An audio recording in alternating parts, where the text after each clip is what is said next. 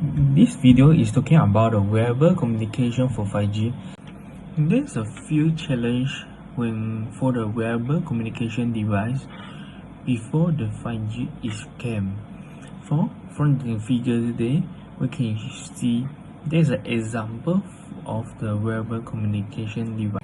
The first challenge for the wearable wireless communication device is about the power, because actually the device size depends on the size of the battery. The minimum requirement for a battery actually you need to last at least a few years. However, the challenge is how you design a device which is in a small size but with a high capacity of the battery. The second challenge for the device is about the variation of the communication requirement, because when the 5G is coming, so they want to add the benefit of the 5G into the device, but in terms of like latency or reliability, however, it cannot take the full advantage of the 5G because there's based on some restrictions such as the cost and the complex hardware. The third challenge for the device is more dense deployment of the device, because wearable device actually is help us to see, hear, or even feel the world. So if we are using a device in high population areas,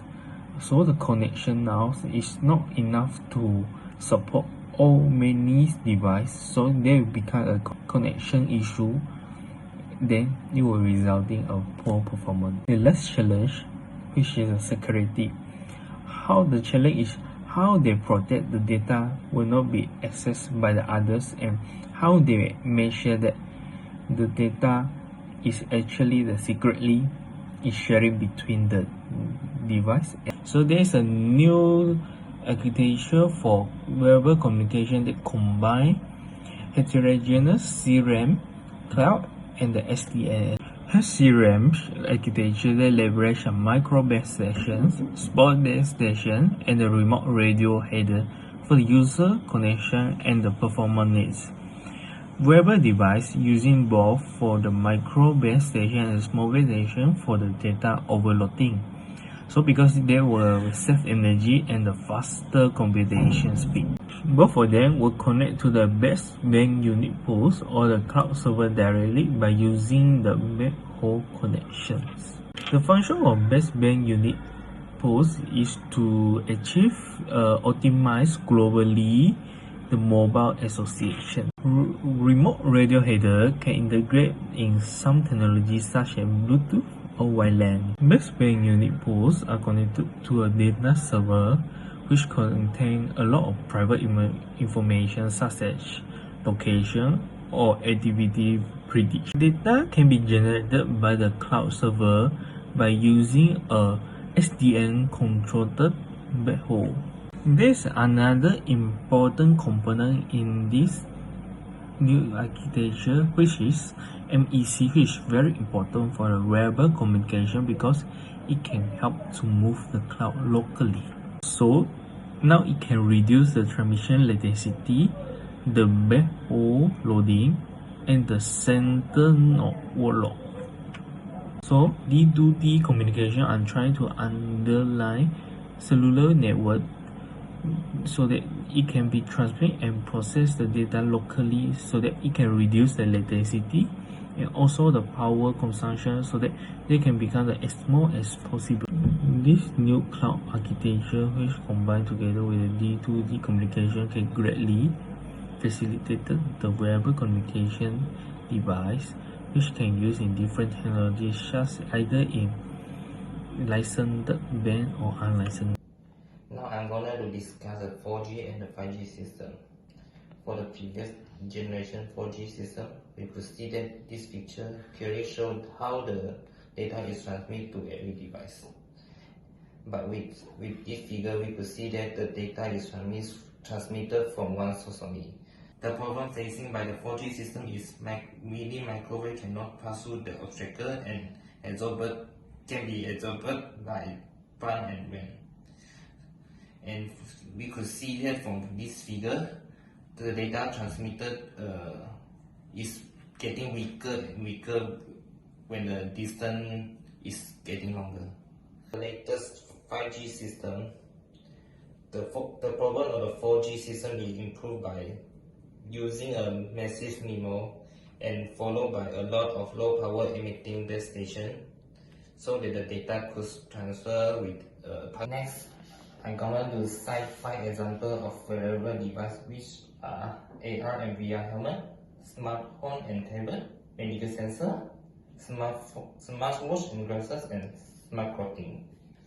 For the AR and VR helmet, it has a high latency, so we have a short duration to experience the real world on the virtual image. And the second high latency is medical sensor, because with the short duration we can get a more accurate value on the time, depend on the time, because the value may different according to the time. But the smartphone and the tablet and smartwatch not need too much latency, so the latency show medium. And the last one is smart clothing and shoes. It shows low latency. The next slide is we discuss about the capacity of these 5 devices. For the AR and VR helmet, it has a high capacity because it needs to storage more the virtual image of the device. And the smartphone and tablet has a medium and above capacity, because sometimes we don't need too much capacity to store the data. But for the medical sensor, we need to low capacity because we don't want to store the previous data to confuse the new one data. For the smartwatch and glasses, same with smartphone and tablet, it's not need too much capacity. But the last one is a smart clothing and shoes. It's a low capacity because it's still no need to store anything. This slide shows the reliability of these 5 devices. On this slide, I'm gonna do concern about the medical sensor which had high reliability, because medical sensor need high reliability to get a more precise and more accurate value. But the others device is no need to get a more accurate value. For this slide, we could clearly show that the latest data transmission plan in the world. So for the right part of this plan, we could see that this part is about a 5G system with a MIMO. But with the whole plan, the 4G system also apply on it, which is from the MBS to the SBS antenna, and from the MBS to the device to device data transmission.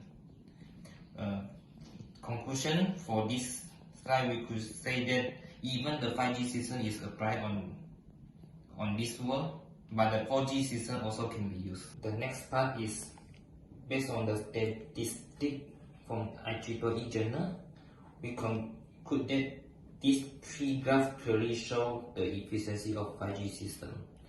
For the first graph, we could see that OMA, which is orthogonal multiple access, and is for 4G system, and the NOMA is a non-orthogonal multiple access is for 5G system. From the graph, we could clearly see that the NOMA system is at a high spectral efficiency as compared to the OMA system.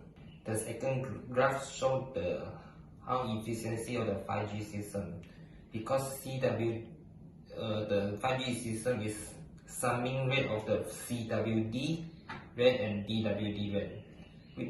We could see that the DWD rate is stable, but the CWD rate is increased with time. But the 5G system use the summing rate of these 2 rates become the higher rate, so the 5G system is very efficiency for data transmission. And for the last graph, we compare about the latency of the 4G system and the 5G system. We could see that from the graph, the OMA, which is 4G system, have a high latency as compared to the 5G system and OMA. Because 5G system is we use the high frequency to data transmission, so that we could receive the data more faster as compared to the 4G system.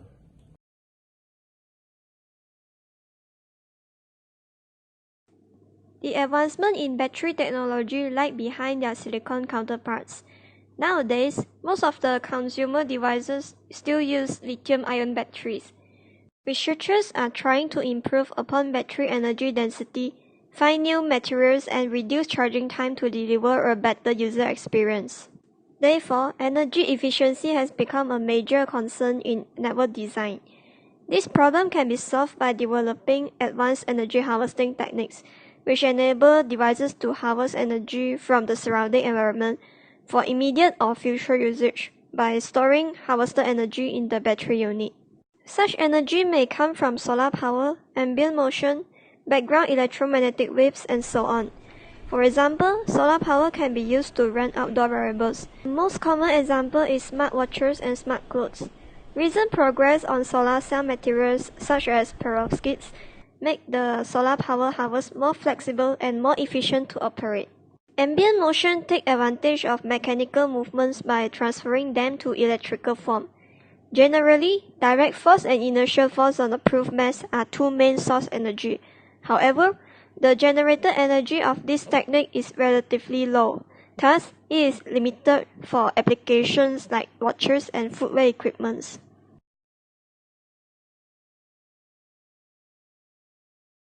Concerns about data security and privacy have increased, especially since users continue to share private data, including photos, locations, and activities.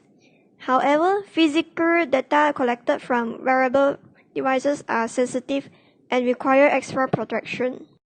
Typically, data go through different phases, like data collection, transmission, and sharing.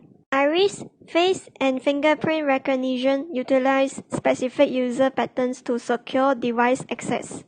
Data can be further secured by schemes such as public key encryption. For some wearable applications, data need to be shared with remote servers for analysis and diagnosis. Encryption requires collaborations with network architecture and transmission protocols, specifically intra-wearable and inter-wearable communication scenarios. Intra-wearable communication occurs between multiple devices carried by the same person, while inter-wearable communication occurs between multiple devices carried by different people. In intra-wearable communication, biometric information such as interpulse interval can easily be detected by multiple devices and can then be extracted for encryption and decryption key generation. This extra protection at the protocol level makes wearable communication more secure. On the other hand, inter-wearable communication can leverage edge node and cloud servers, while public key cryptography can be made between wearables and servers for scalable considerations. As a conclusion, we can conclude that the 5G in wearable communication device is better than the 4G in wearable communication, either from the aspect latency, reliability, or the data transmission. All of them show that the 5G is more better. But however, because due to the high data transmission, they're using a high frequency, so the high frequency will produce some high radiation. The high radiation maybe will cause some health problem. And the second disadvantage is maybe it needs a high maintenance fee, because with the 5G we need a lot of radio remote header stations, so they need a lot of cost to maintain it. So that's all from us.